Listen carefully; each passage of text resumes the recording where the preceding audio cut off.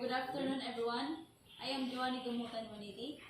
And I am Maika Maturan Nigolias. So at this moment we're going to tackle about the Module 7, Social, Ethical, and Legal Responsibilities in the Use of Technology Tools and Resources. So the module outcomes are: first, describe the community of learners as citizens who share and utilize digital materials. Second is practice standard etiquette in sharing and utilizing shared materials among learning communities. Third one is identify examples of intellectual property right in educational setting. And the last one is show given examples and observe social, ethical, and legal responsibility in the use of technology tools and resources. Introduction. Technology has become an integral part of our lives. It has created a great impact that whether we like it or not, we have become prone to safety issues. Our privacy can be intruded. Our social relationships can be affected. But it is not just enough that we keep ourselves safe. We should also possess the skills on how we can act responsibly so as not to cause harm to others. Thus, this module will walk you through this issue. So, Lesson 1. Digital citizenship versus global citizenship. Learning outcomes are: first, recognize the 5 tenets of global digital citizenship and the 9 elements of digital citizenship. Second is compare and contrast one's role as a citizen of a community and that of a digital world. And last is shared ways on how one can observe social, ethical, and legal responsibilities in the use of technology tools and resources. Digital citizenship versus global citizenship. Since we are considered citizens of the community we live in, then as users of the internet, we can also call ourselves as citizens of the digital world where we live, learn, and work in an interconnected manner. Digital citizenship is an idea that all persons using the internet has civic rights and responsibilities. It centers around safe, savvy, and ethical use of technology. So, as a citizen of the society, we have the characteristic that we possess. So, a good citizen advocates for equal human rights for all. A good digital citizen advocates for equal rights and access for all. A good digital citizen seeks to understand all perspectives, respects the digital privacy, intellectual property, and other rights of people online, communicates and acts with empathy for others' humanity via digital channels, applies critical thinking to all online resources, and doesn't share non-credible resources including fake news or advertisement, leverages technology to advocate for and advance social causes, is mindful of physical, emotional, and mental health while using digital tools, leverages digital tools to collaborate with others and understand the permanence of the digital world and proactively manages digital identity. So, summing up, global citizen sees the world as a community in which all people live and prosper together. So, he understands that he contributes to the entire planet and he is concerned on how he participates in and contributes to the entire world.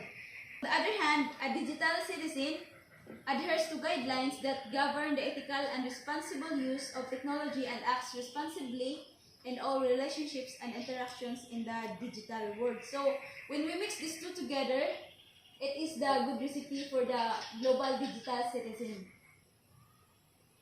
So, what is global digital citizenship? So, global digital citizenship is responsible, ethical citizen leveraging technology to foster community on a global scale through connection and compassion. So, the global digital citizen understand that we can govern technology for the benefit of both ourselves and others, and it is a citizen that views the world as an interconnected community. Additionally, the digital citizen realizes that we simultaneously share technological and human experiences regardless of culture, status, or political religious beliefs. So, 5 tenets of global digital citizenship. So, we define the best assets of the global digital citizenship using the 5 tenets. which are the personal responsibility, global citizenship, digital citizenship, altruistic service, and environmental stewardship. So these 5 tenets are the essence of what is to be global digital citizenship means. So first is personal responsibility. Personal responsibility includes demonstrating how we manage ourselves in matters such as personal finance, ethical and moral boundaries, personal health and wellness, and relationships of every kind, both online or offline.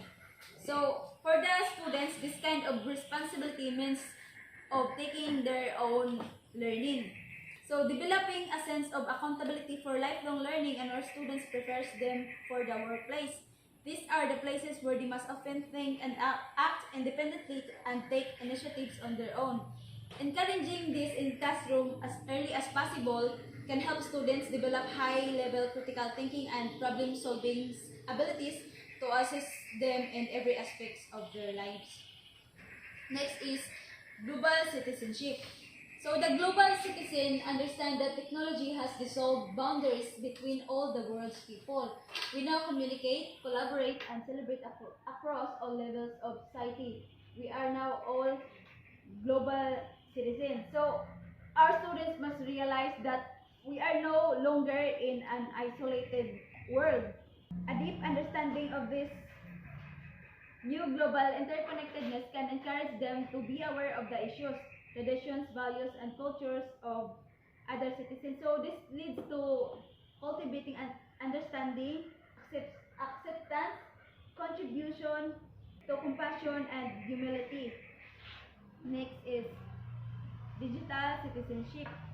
So digital citizenship covers appropriate and exemplary behavior in our online environment. It's about working towards making our transparent digital world safe for ourselves and others.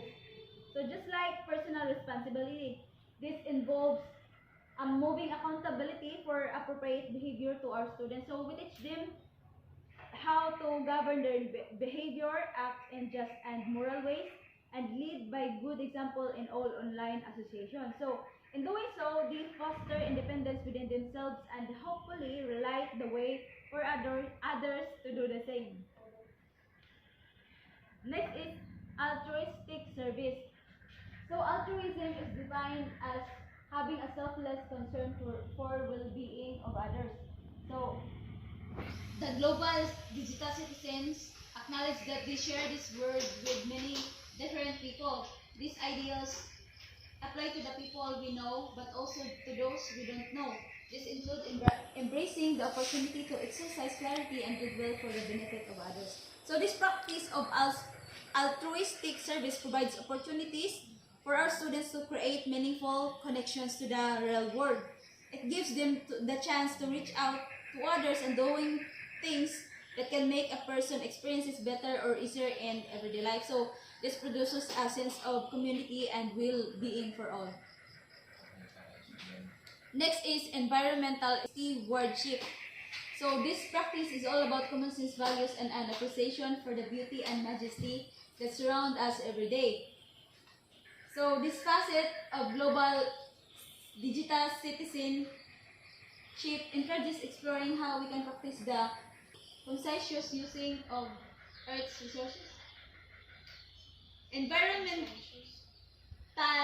stewardship encourages every student to take positive stand on personal, local, regional, national, and international actions regarding the preservation of what is essentially our environmental community. So this facet of global digital citizenship reinforces the idea that we have one world that we are live on. It's vital that we respect it and the steps to ensure its beauty and longevity for all future generations. So why do we need to be global citizens? So a deep understanding of this new global interconnectedness can encourage them to be aware of the issues, traditions, values, and cultures of other citizens. So this leads to cultivating understanding, acceptance, and compassion and humility to one another.